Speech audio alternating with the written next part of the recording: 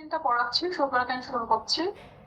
Sugar কেন হচ্ছে one kind of cash crop. তোমরা প্রত্যেকটা ক্রপ কি ধরনের ক্রপ তার সাথে বোটানিক্যাল নেম এই দুইটা জিনিস কিন্তু অবশ্যই জানা রাখবা প্রত্যেকটা ক্রপের ক্ষেত্রে। 19টা ক্রপ পড়াবো ইন টোটাল।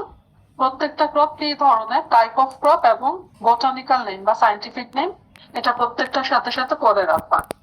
সুগার কেন টি এবং টোবাকোর মতন কিছুটা ক্যাশ ক্রপ, আবার এটা একটা ফ্রুট ক্রপ, এটাও তোমরা জানো। এটার বোটানিক্যাল নেম হচ্ছে সাইকারাম অফিসিনারাম। এটা ওশেনিয়ার লার্জার আইল্যান্ড থেকে এটার অরিজিন। ক্লাইমেটটা হচ্ছে এটা অনেকটা ট্রপিক্যাল, কম অথবা বেশি ট্রপিক্যাল একটা ক্লাইমেট থাকে। এটা খুব বেশি টেম্পারেচারে গ্রো করতে পারে না, আবার খুব কম টেম্পারেচারে এটা গ্রোথটা স্লো ডাউন হয়ে যায়। টেম্পারেচার হচ্ছে এটা 26 থেকে 32 ডিগ্রি সেলসিয়াস, অর্থাৎ দেখো খুব কম কিন্তু না, মোটামুটি 25-এর পরে গেলেই কিন্তু আমরা বুঝছি এটা ওয়ার্ম টেম্পারেচারে গ্রো করে। সো এটা ট্রপিক্যাল ক্লাইমেটের জন্য উপযোগী। 50 ডিগ্রি উপরে যদি চলে যায় এটা গ্রোথটা পুরোপুরি থেমে যায়, একদমই হয় না। এবং 20 ডিগ্রির নিচে যদি নামে সেটা গ্রোথটা স্লো ডাউন হয়ে যায়। 20 ডিগ্রির নিচে যদি এটা চলে যায় টেম্পারেচারটা, সেক্ষেত্রে germination stops হয়ে যাবে। Below 20 degrees Celsius the growth slows down because the germination stops. Germination stops হয়ে যায়। এছাড়া সুগারকে একদম সানলাইটের দরকার এবং রেইনফল লাগবে 75 থেকে 120 সেন্টিমিটার পার অ্যানাম, অর্থাৎ অ্যানুয়ালি লাগবে 75 থেকে 120 সেন্টিমিটার।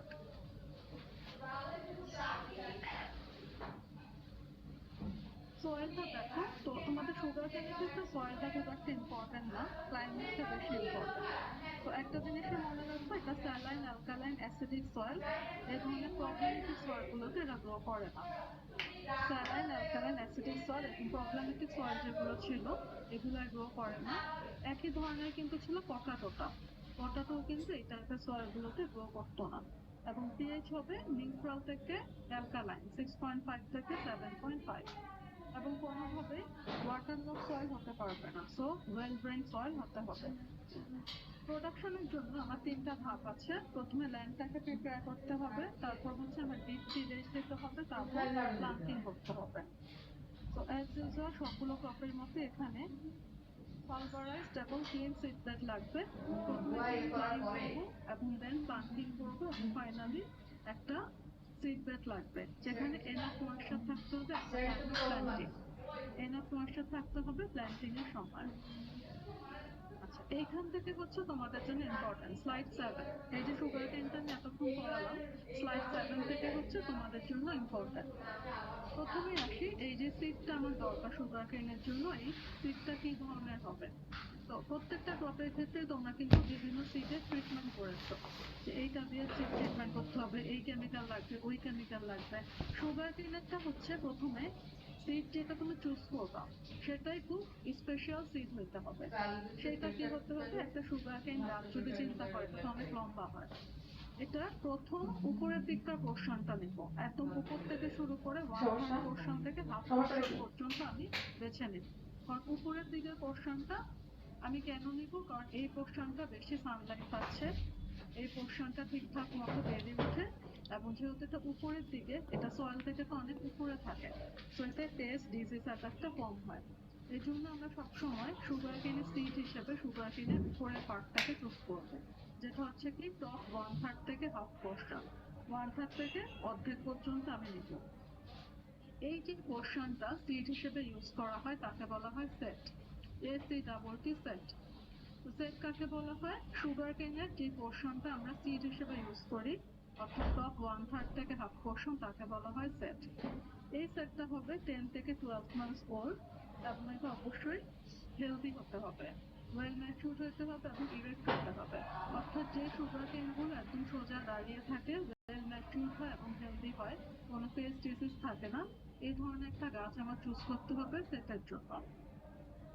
এবং র্যাটন ক্রপ হচ্ছে কখনোই সুগার কেন সিড হিসেবে সুইটেবল হবে না। র্যাটন ক্রপটা কি একটু পরে আসবো, আপাতত একটু বলি। একটা ক্রপের রিমেইনিং পোর্শন থেকে যে ক্রপটা হয় তাকে বলা হয় র্যাটন ক্রপ। অর্থাৎ আমি যখন একটা ক্রপ হারভেস্ট করে নেব জমি থেকে, তার অবশিষ্ট যে অংশটা জমিতে পড়ে থাকে ওটাকে বলা হয় র্যাটন ক্রপ। এতটুকু খালি জানো। তো এই সিডটাকে আমি চুজ করলাম সেট হিসাবে।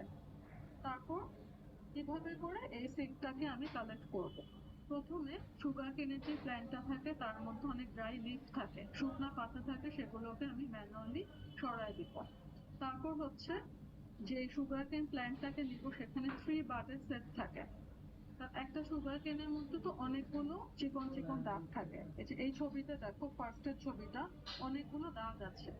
তো এরকম 3টা দাগ আলো একটা বাড নেব, 3টা দাগ আলো আমি একটা বাডের সেট নেব, এবং প্রতিটা হবে 30 থেকে 45 সেন্টিমিটার লং। তারপর ফাইনালি এই সেটটাকে যখন আমি ইউজ করব জার্মিনেশনের জন্য, এটাকে আমি 0.5% অ্যাগালোল অথবা 0.25% অ্যারেটাম, এটা দিয়ে আমি সিডটাকে ট্রিটমেন্ট করব। এইখানে দেখো, অ্যাগালোল অথবা অ্যারেটাম এটা কিন্তু এন্ড না, অর্থাৎ যে কোনো একটা আমার ইউজ করলেই হবে। পরীক্ষার সময় যদি ভুলে যাও যে কোনো একটা লিখবা, তাইলেও কিছুটা নাম্বার পাবা, ঠিক আছে? কিন্তু ওর কথাটা কিন্তু এখানে খুব ইম্পর্টেন্ট। তো আমি যদি বলি সুগার কেনের সিডটাকে আমি কিভাবে নিব, বা সুগার কেন সিডটাকে আমি কিভাবে ট্রিটমেন্ট করব, তখন কিন্তু এই দুইটা স্লাইডে আসবে, স্লাইড 7 এবং স্লাইড 8 দুটোই আসবে। কিভাবে করে কোন পোর্শনটাকে আমি সিড হিসেবে নিলাম, কতটুক লম্বা হয়, কতটুক হয় 3 বাটের সেট হয় কিনা, এবং আলটিমেটলি 11 অথবা 12 দিয়ে আমি ট্রিটমেন্ট করবো। এটা হচ্ছে আমার মেইন পয়েন্ট, সুগার কেনের সিড ট্রিটমেন্ট। প্ল্যান্টিং টাইম হচ্ছে তার অক্টোবর থেকে মার্চ। মেথডস অফ প্ল্যান্টিং আসে। সাধারণত সুগার কেনের প্ল্যান্টিং এর জন্য 3টা বিশেষ মেথড আছে। 3টা মেথড আছে, একটা হচ্ছে কি ফ্ল্যাট প্ল্যান্টিং, আরেকটা ফারো, আরেকটাকে বলা হয় ফ্রেঞ্চ প্ল্যান্টিং। তো একই ফিল্ডে একদিকে ফ্ল্যাট হয় আরেকদিকে ফারো হয়, এটা তোমরা জানো। আরেকটা ক্রপের ক্ষেত্রে এসেছিল, পটাটোর ক্ষেত্রে এটা এসেছিল, যে একদিকে দেখো একটু উপরের দিকে যখন হবে সয়েলটা, সেখানে করবো আমি ফ্ল্যাট প্ল্যান্টিং, সোজা জমির উপরে।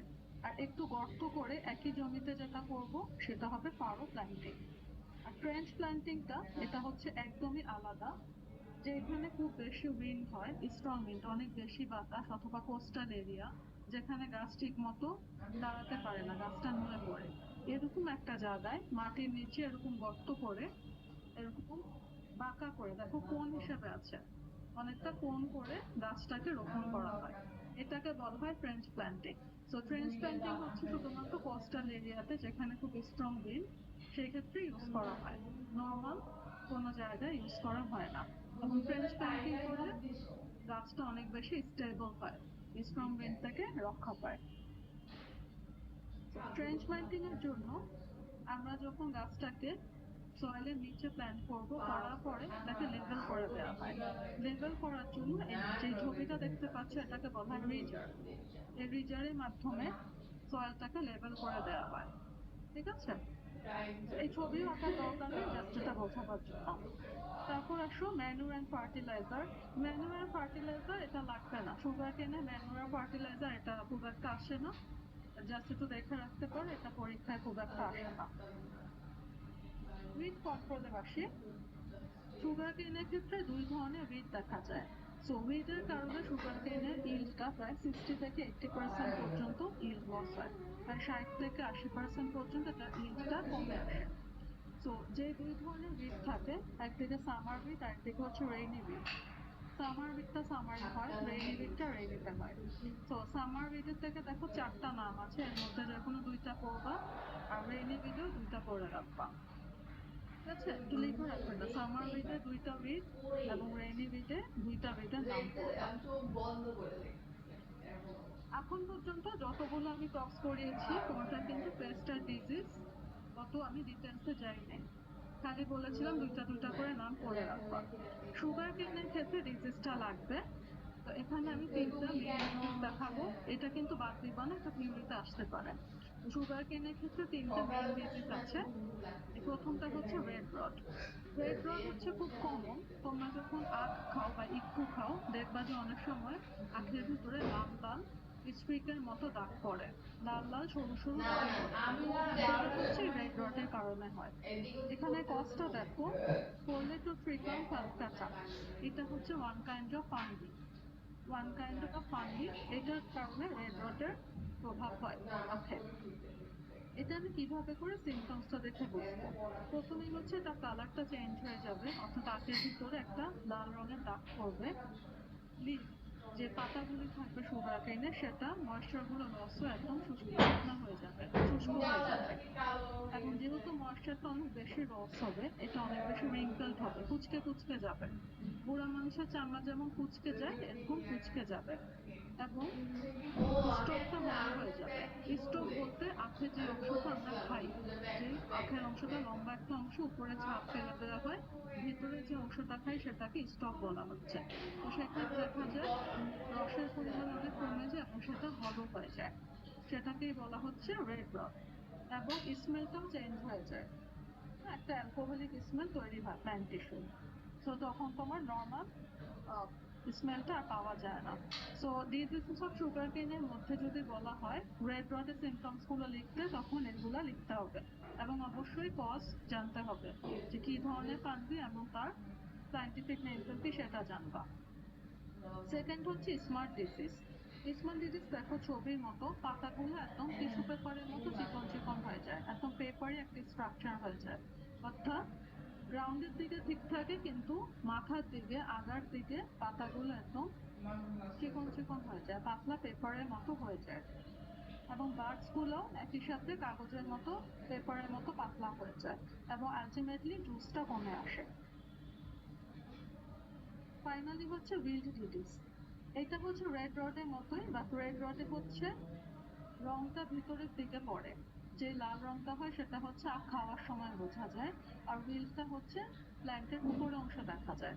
অর্থাৎ তুমি যদি নাও খাও, ফিল্ডে গেলে তুমি দেখতে পাবে যে সুগার কেনটা উইল্ড দ্বারা আক্রান্ত। এটার কজ দেখো সেফালোস্পোরিয়াম স্যাকারি, এটাও one kind of fungi.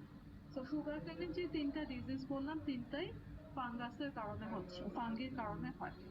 So উইলটা হচ্ছে অনেকটা রেড রডের মতো, উইলটা রেড রড অনেকটাই একই রকম। এটাও আলটিমেটলি লিভের ময়েশ্চারটা কমে আসে, এটা শুকিয়ে যায়, রিঙ্কেল করে এবং সেই সাথে ইয়েলো কালার ধারণ করে এবং ভিতরে যে স্টক গুলো থাকে ব্রাউনিশ অথবা রেডিশ ব্রাউনিশ হয়ে যায়। কেন বিকাম সলিড, ওইটার মতনই, এটা আলটিমেটলি একটা হল স্ট্রাকচারে সৃষ্টি হয়। তারপর আসি সুগার কেন ইনসেক্ট অথবা পেস্ট। একইভাবে এখানে দুইটা পড়ে রাখবা, যে কোনো দুইটা নাম পড়ে রাখবা। এখন আসি প্রসেস অফ হারভেস্টিং। সুগার কেনে যে এত কথাবার্তা বললাম, ফাইনালি যে হারভেস্ট করব, এটা হারভেস্টিং এর জন্য বিশেষ কিছু পদ্ধতি আছে। ফার্স্টেই আসি যে আমি কখন বুঝবো সুগার কেনটা হারভেস্টিং উপযোগী হয়েছে। এটা বুঝবো দুই ভাবে। ম্যানুয়ালি যদি আমি দেখতে যাই, দেখবো যে নিচের দিকে যে পাতাগুলো আছে সেগুলো একদম শুকিয়ে গেছে, শুকায় ময়েশ্চারটা লস হয়ে গিয়েছে এবং উপরের দিকে সবুজ গ্রিন পাতা রয়ে গেছে। অর্থাৎ গাছের নিচের দিকে পাতাগুলো একদম শুকিয়ে যাবে এবং উপরের দিকে পাতাগুলো সবুজ থাকবে। এটা হচ্ছে আমি যদি ম্যানুয়ালি দেখি। যদি আমি কিছু টেস্ট করতে চাই, আমার সুগার রিফ্র্যাক্টোমিটার নামে একটা যন্ত্র আছে। এ ধরনের একটা যন্ত্র, এটাকে বলা হয় সুগার রিফ্র্যাক্টোমিটার। অনেকটা এটা থার্মোমিটারের মতো। সো আমি গাছটাকে কেটে সুগার কেনে দু এক ফোঁটা জুস যদি দেই ওই রিফ্র্যাক্টোমিটারে, সেখানে কিছু রিডিং দিবে। রিডিংটা যদি 17 থেকে 18 হয়, তখনই আমি বুঝবো এটা হারভেস্টের উপযোগী হয়েছে। রিডিংটা যদি 17 নিচে থাকে, আমি এটা কখনোই হারভেস্ট করবো না। এখন হচ্ছে রিডিংটা যদি খুব বেশি বেড়ে যায়, এটা যদি প্রায় 19-20 হয়ে যায়, সেক্ষেত্রে কিন্তু ওই সুগার কেনটা খাওয়ার উপযোগী থাকে না, এটা নষ্ট হয়ে যায়। ঠিক আছে, তো রিডিংটা বাড়লেই যে ভালো তা কিন্তু না। আইডিয়ালটা হচ্ছে 17 থেকে 18 মধ্যে থাকতে হবে। তো 17 থেকে 18 মধ্যে যখন আমি রিডিং পাবো, তখন আমি এটা হারভেস্টিং করবো।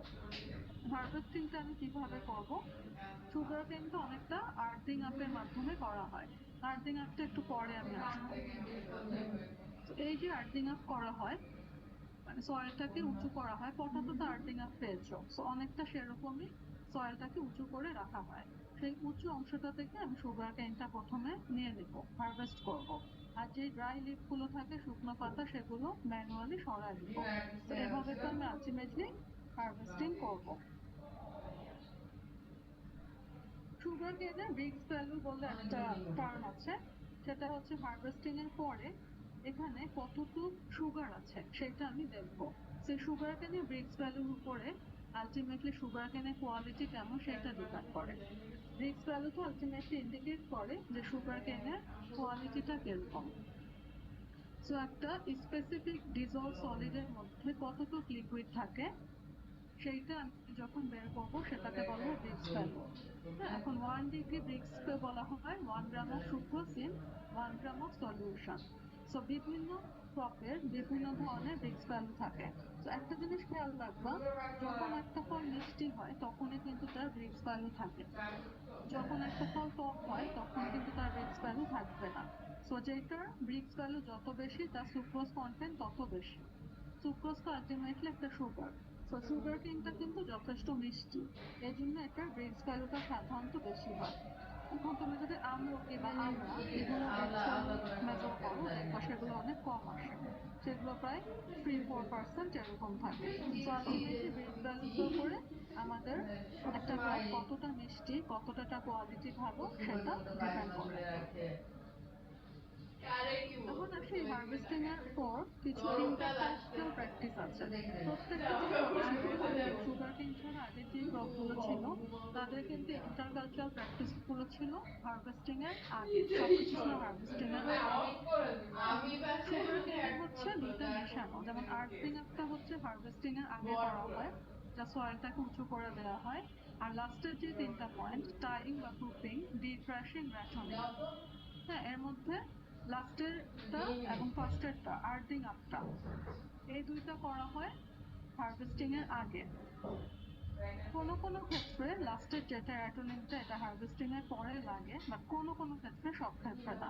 মাঝখানের যে দুটো প্রুফিং অর টাইং অথবা ডিক্রাশিং এগুলো লাগবে হারভেস্টিং এর পরে। হ্যাঁ এটা কেন লাগবে এটা এখন বলবো আমি, একবার দেখলেই বুঝবা। আর্থিং আপটা কি, পটাটোতে যে একটু মনে করে দেখো সয়েলটা একটু উঁচু করে দেওয়া হতো যাতে পটাটোটা সরাসরি সানরের সংস্পর্শে আসতে না পারে, কারণ সানরের সংস্পর্শে আসলে পটাটোটা একটা টক্সিক সোলালিন ফর্ম করতো। সুগার কেন অনেকটা এরকম, কিন্তু সুগার কেন এখানে কোনো টক্সিক কম্পাউন্ড তৈরি করে না। সুগার কেনের মেইন ব্যাপারটা হচ্ছে সুগার কেন যেহেতু লম্বা এটা খুব সহজে বাতাস দিয়ে হেলে তুলে উড়ে যেতে পারে, এই জন্য এটাকে সয়েলটাকে একটু উঁচু করে আর্থিং আপ করে দেওয়া হয়। করে দিলে কি হয়, এটা অতটা ইজিলি বাতাস দিয়ে নড়ে পড়ে না, অতটা নষ্ট হয় না। সো প্রথম যে আমি আর্থিং আপটা করবো সেটা করা হয় প্ল্যান্টিং এর 45 ডেজ পর, এবং দ্বিতীয় যে আর্থিং আপটা করা হয় মানে আরো বেশি সয়েলটা যখন উপরে ফেলা হয় সেটা করা হয় প্ল্যান্টিং এর 120 ডেজ পর। তাহলে দুইটা পয়েন্ট, একটা হচ্ছে 45 ডেজ পর, একটা হচ্ছে 120 ডেজ পর, 120 ডেজ পর। তো 45 দিন পরে যেটা করবো সেটা হচ্ছে দুই পাশ থেকে সয়েল এনে আর্থিং আপটা করবো। দ্বিতীয় যেটা করবো 120 ডেজ পর, এটা হচ্ছে সেই সয়েলটাকে আরেকটু বেশি করে উঁচা করে দেবো।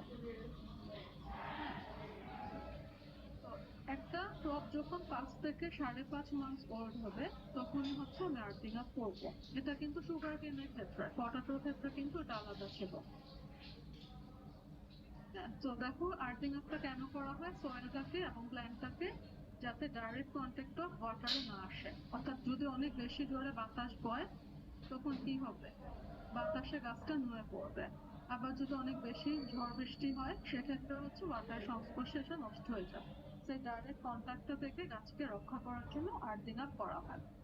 তো আর্থিং আপের পর যখন আমি হারভেস্টিং করে ফেলবো, হারভেস্টিং এর পরের স্টেপ হচ্ছে প্রুফিং অফ টাইম অফ। এটা কি করা হবে, এই যে আমি হারভেস্টিং করে ফেললাম, যে লিফ গুলো থাকে সুগার কেনের, যে লিফ গুলো থাকে সেগুলোকে নিচের দিক দিয়ে বেঁধে ফেলা হয়, নিচের দিক দিয়ে ভালো করে বেঁধে ফেলা হয়। এবং এটাকে করা হয় যাতে করে সেটা লজিং না হয়। যখন আমি বেঁধে ফেলবো, একটা গাছ আমরা কখন বাঁধবো, এটাকে উইন্ড থেকে প্রোটেক্ট করার জন্য। এটা শুধুমাত্র একটা দড়ি নিব, আমি ম্যানুয়ালি এটাকে বেঁধে ফেলবো। তারপর আসছে ডিক্রাশিং। নিচের দিকে আমি একটু আগে বললাম যে হারভেস্টিংটা কিভাবে, যে উপরের দিকে থাকবে সবুজ পাতা এবং নিচের দিকে থাকবে শুকনা পাতা। সেই নিচের দিকে শুকনো পাতাকে আমি যখন ম্যানুয়ালি সরাই দিব, এবং এটা করবো আমি 150 ডেজ পর, প্ল্যান্টিং এ 150 ডেজ পর এই শুকনো পাতা সরিয়ে দেওয়াকে বলা হয় ডিক্রাশিং। এটা আমি 1 মাসের মধ্যে দুইবার করবো। ফাইনালি আসি র্যাটনিং। র্যাটনিং কেন করি? সুগার কেনের ক্ষেত্রে র্যাটনিংটা হচ্ছে বিশেষ ধরনের একটা প্র্যাকটিস, বিশেষ ধরনের পদ্ধতি। এটা কিন্তু আর কোনো ক্রপে পাবা না। ঠিক আছে, জুটে কিন্তু ছিল আমাদের রেটিং। সুগার কেনের ক্ষেত্রে র্যাটনিং আমি একটু আসি যে র্যাটনিং কখন করবো বা কাকে বলা হয়। সুগার কেন যখন আমি হারভেস্ট করে ফেলবো, এই ছবিতে যেটা দেখতে পাচ্ছ এটা হচ্ছে হারভেস্টিং এর পরের অবস্থা। সুগার কেন আমি হারভেস্ট করে ফেললাম এবং দেখো ফিল্ডে কিছু অবশিষ্ট অংশ পড়ে আছে, গাছের কিছু অবশিষ্ট অংশ। এই গাছ থেকেই হচ্ছে আবার নতুন গাছ হয়, পরবর্তীতে এই গাছ থেকেই নতুন গাছ গ্রো করে। নতুন যে গাছটা হবে তাকে বলা হবে র্যাটনিং। ঠিক আছে, এই রিমেইনিং অংশ থেকে নতুন যে গাছ হয় তাকে বলা হয় র্যাটনিং। প্রসেসটা হচ্ছে র্যাটনিং আর ক্রপটাকে বলা হয় র্যাটন। এখন হচ্ছে এই পদ্ধতির কিছু সুবিধাও আছে, কিছু অসুবিধাও আছে। সুবিধাটা কি?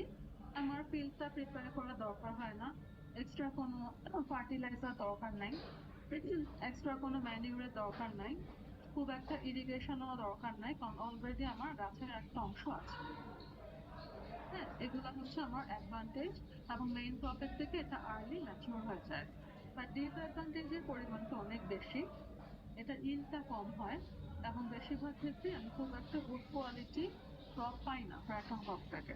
এবং সব ধরনের সুগার কেনও কিন্তু র্যাটনিংয়ের উপযোগী হয় না। সাধারণত এখানে আমি 3টা নাম দিয়েছি, এখানে আরো আছে, এই 3টা নাম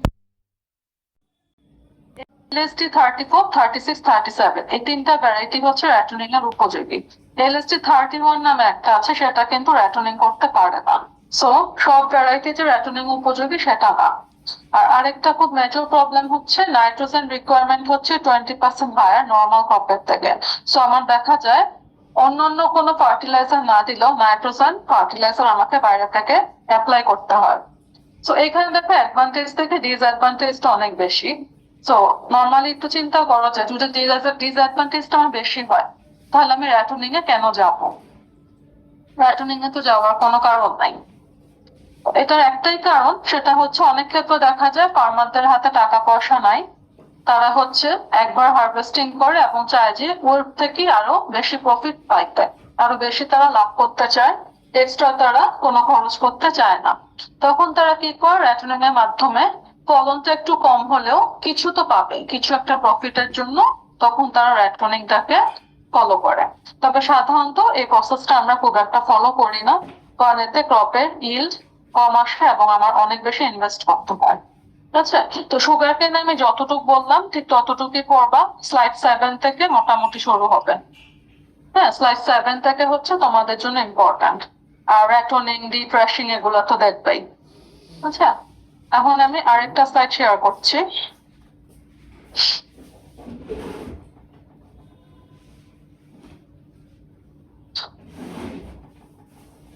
এখন আসি পালসের ক্ষেত্রে। পালস হচ্ছে খুব একটা বড় না, একটু ছোট, যতটুকু পড়াচ্ছি আমি ঠিক ততটুকুই পড়বা। পালস হচ্ছে ওয়ান কাইন্ড অফ লিগিউম, যেটা ড্রাই থাকে এবং এডিবল সিড থাকে। সেটার মেইন বৈশিষ্ট্য হচ্ছে এটা একটা লিগিউম, এটা প্রোটিন কন্টেন্ট হাই থাকে কিন্তু ফ্যাট কন্টেন্ট কম থাকে, যে কারণে পালসটা আমাদের শরীরের জন্য ভালো। বাংলাদেশে বিভিন্ন ধরনের পালস পাওয়া যায়।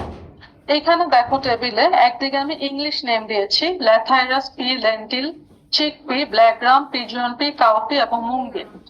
প্রত্যেকটার মাঝখানে দেখো লোকাল নেম আছে, যেমন খেসারি ডাল, মটর ডাল, মসুর ডাল। তোমরা এগুলোর নাম সবাই জানো, এবং পাশে আছে সায়েন্টিফিক নাম। এই জিনিসটা অবশ্যই পড়তে হবে। হ্যাঁ, এটা অবশ্যই পড়তে হবে। এখানে কিন্তু আমি অনেকগুলো দেই নাই, এখানে কম কি করে দিয়েছি, আমি শুধুমাত্র একটা করে সায়েন্টিফিক নেম দিয়েছি।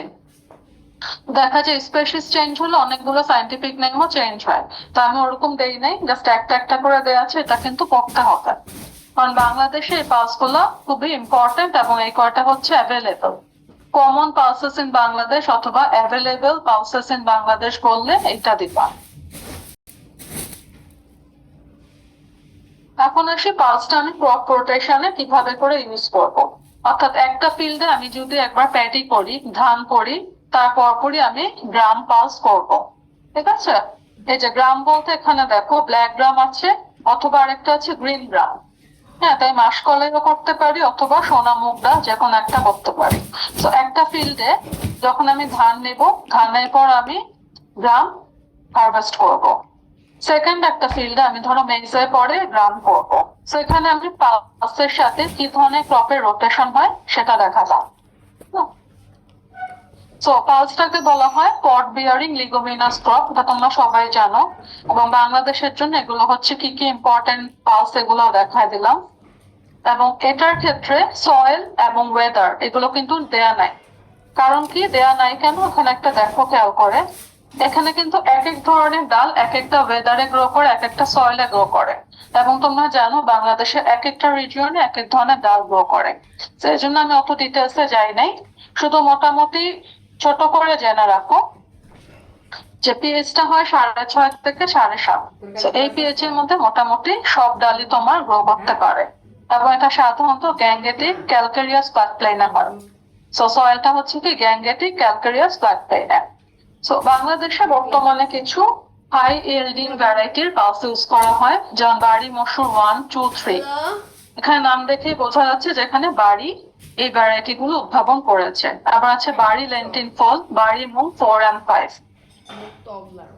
তো এইখানে দেখো ভালো করে ভ্যারাইটি গুলো দেওয়া আছে, লেন্টিলে কয়টা ভ্যারাইটি, ব্ল্যাক গ্রামে কয়টা ভ্যারাইটি, এরকম দেখবা। তো এইখানে প্রত্যেকটা ক্রপের প্রত্যেকটা পালসের 2টা করে ভ্যারাইটি দেখে রাখবা। এগুলো হচ্ছে high yielding varieties of pulses, high yielding varieties of pulses. So এখানে কিন্তু একই নাম, বাড়ি মসুর 1, বাড়ি মসুর 2। সো তুমি একটা নাম শিখলেই কিন্তু 1, 2 দিয়ে চেঞ্জ করে নিতে পারবা, ঠিক আছে? সো যেখানে মুনবিন এখানে চিকপি, 2টা করে শিখে রাখবা। এখন আসো যেটা পালসের ক্যারেক্টারিস্টিক্স গুলো কি কি। পালসকে দেখো তোমরা সবাই জানো এটাকে পুয়ার ম্যান স্মিথ বলা হয়। বর্তমানে বাংলাদেশে প্রায় 7.3 lakh hectare of land pulse কাল্টিভেশনের জন্য ডিভোটেড। এটা কিন্তু আগে এতটা ছিল না। বর্তমানে ফার্মাররা অনেক বেশি পালস কাল্টিভেশনের প্রতি এনকারেজড হয়েছে। আগে তারা শুধু ধান আর গম করতো, পালস অতটা করতে চাইতো না। এবং বাংলাদেশে একজনের অ্যাডাল্ট একটা পার্সনের পালস রিকোয়ারমেন্ট হচ্ছে 80 গ্রাম পার ডে। হ্যাঁ, কিন্তু এটা এতটা তারা করতে পারে না, এটা আলটিমেটলি 12 গ্রাম পার ডে হয়ে গিয়েছে। দরকার হচ্ছে 80 কিন্তু হচ্ছে 12। সো এই লসটা আমাদেরকে মিট আপ করতে হবে, যে ডেফিসিয়েন্সিটা আছে সেটা আমাদের আলটিমেটলি মিট আপ করতে হবে। তারপর দেখো এই বুলেটটা খুবই ইম্পর্টেন্ট, লিগুমস আর a significant source of protein, fiber, carbohydrates and minerals.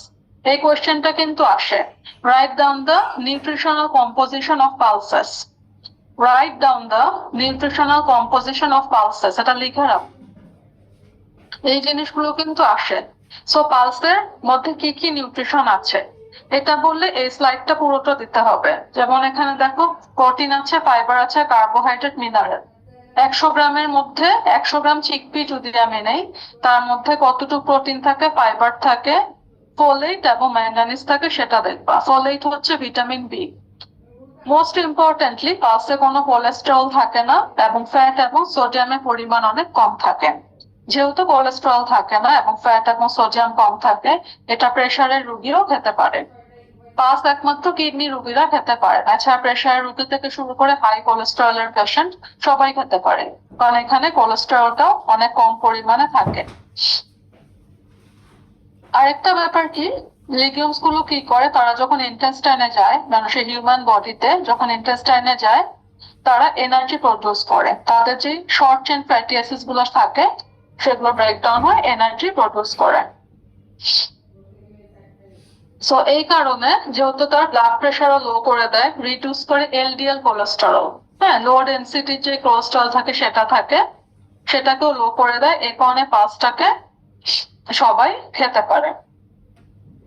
Importance of pulse, এই যে পালসের এত কথাবার্তা বললাম, এটা নিউট্রিশন আছে, এটা সেটা আছে, এছাড়া আর কি কি ইম্পর্টেন্স আছে। এটা অ্যাটমসফেরিক নাইট্রোজেন ফিক্স করে, যেহেতু লিগমিনাস ক্রপ তারা খুব ইজিলি অ্যাটমসফেরিক নাইট্রোজেন ফিক্স করতে পারে। সয়েলের মধ্যে অর্গানিক ম্যাটার অ্যাড করে। এই যে টিলেজ এবং ফার্টিলাইজারের খুব একটা দরকার হয় না, ইরিগেশনও কম দরকার হয়। সো ফার্টিলাইজার দরকার নাই, ইরিগেশনও দরকার নাই। সো আলটিমেটলি এটার পিছনে কস্টিংটা অনেক কম পড়বে। এটা যে সয়েলের মধ্যে হয় তার ইভাপোরেশন লস কম হয় এবং সয়েলের ইরোশনটাও কম হয়। With a low glycemic index. যখন কোনো জিনিসের গ্লিসামিক ইন্ডেক্স বেশি হয় তখনই কিন্তু সেটা শরীরের জন্য অত ভালো হয় না। সো বিভিন্ন অর্গানিক ফুডের গায়ে দেখবা লেখা থাকে লো গ্লিসামিক ইন্ডেক্স। সো লো গ্লিসামিক ইন্ডেক্স যেহেতু সেজন্য পালসটা সবার হেলথের জন্যই ভালো। ফাইবার কন্টেন্টটা হাই থাকে, ফ্যাট কন্টেন্টটা কম থাকে। রিডিউস করে কোলেস্টেরল এবং হার্ট ডিজিজ। প্রমোট করে বোন হিল। বোন যেটা হিল করে মানে আমাদের যে হাড় ক্ষয়ে যায় সেটা পালসটা অনেকটাই রিডিউস করে দেয়। সেই সাথে এরা আয়রন ডিফিসিয়েন্সি এবং অ্যানিমিয়া এই দুটো সাহায্যে আমাদের সাহায্য করে। যাদের শরীরে আয়রন কম এবং অ্যানিমিয়া রোগটা আছে তাদেরকে এজন্য ডক্টররা পালস খেতে বলে। এটা যখন ভিটামিন সির সাথে মিক্সড আপ হয়, প্রোটিন আর ভিটামিন সি মিলে আয়রন অ্যাবজর্পশনটাকে বাড়িয়ে দেয়। বাংলাদেশে পালস প্রোডাকশনের কিছু লিমিটেশনস আছে। হ্যাঁ, লিমিটেশনসটা কি কি? তো এই দুইটা কোয়েশ্চেন সাধারণত একসাথে হয়। ঠিক আছে, importance of pulse production and limitations of pulse production in Bangladesh. বাংলাদেশে পালসের ইম্পর্টেন্সটা কি এবং লিমিটেশনটা কি?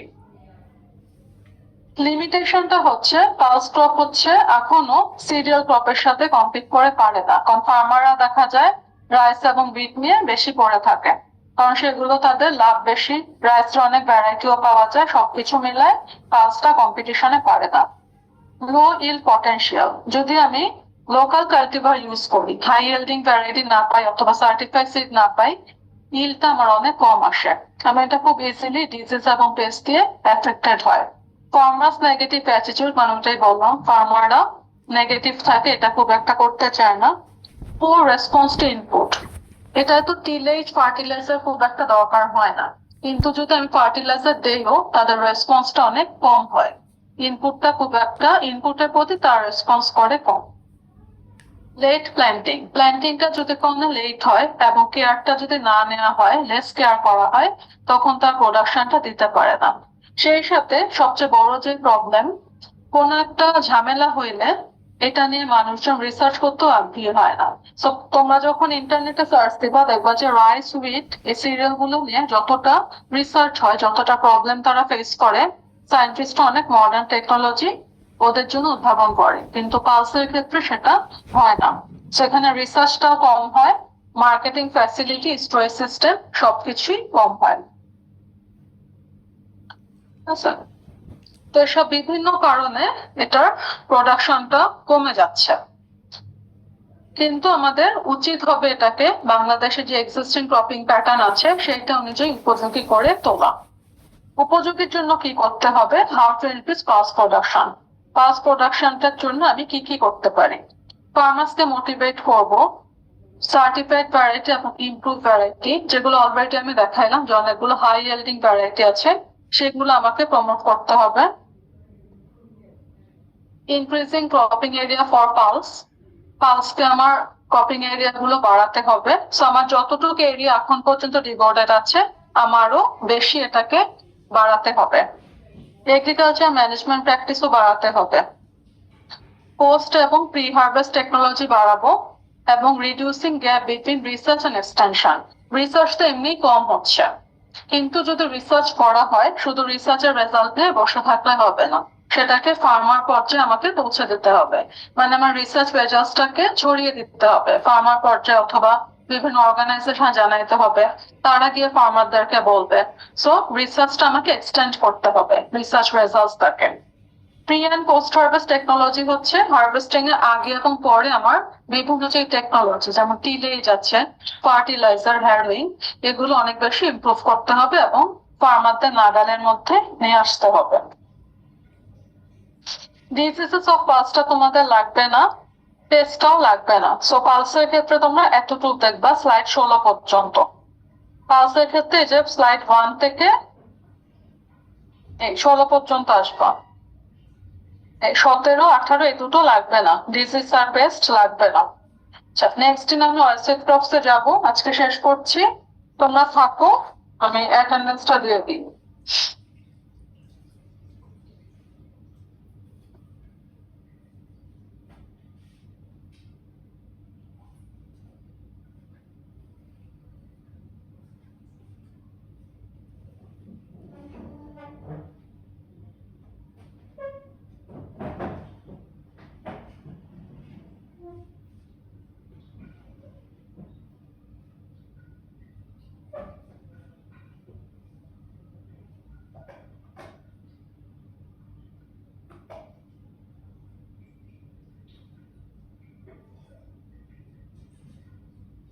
সবাই থাকবা, আমি অ্যাটেন্ডেন্স দিচ্ছি।